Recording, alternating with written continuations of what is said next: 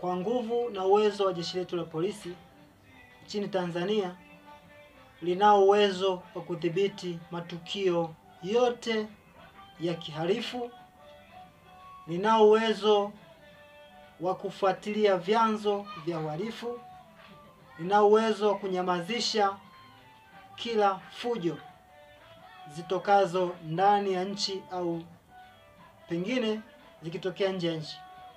Tunaomba jeshi la polisi kufanyia kazi malalamiko yote yanayotokea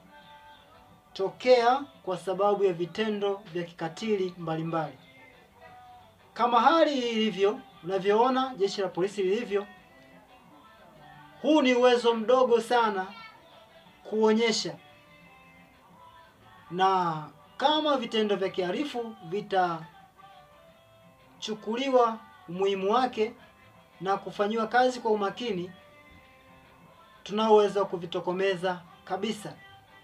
Ni ombi langu kwa jeshi la polisi na viongozi wa mamlaka wote wanaohusika kufuatilia vitendo vya kihalifu na kikatili vyote vinavyoendelea. Utofauti wa vyama, utofauti wa dini, utofauti wowote na itikadi zetu zisifanye wengine kuteseka. Mimi ni mtu wa Mungu, nasimama katikati. Ni ombi langu kwa jeshi la polisi na mamlaka zinazohusika kushughulikia kufanyia kazi malalamiko na vitendo vya kihalifu kwa sababu zozote zile, iwe ni mapenzi ya mtu mmoja mmoja kwa sababu ya nafasi au namna yote inaweza kufanya kuhatarisha maisha ya watu wengine. Tunatakiwa kuthamini uhai wa watu wetu, wa wananchi wetu. Wananchi ndiyo nguvu yetu, wananchi ndiyo sifa yetu.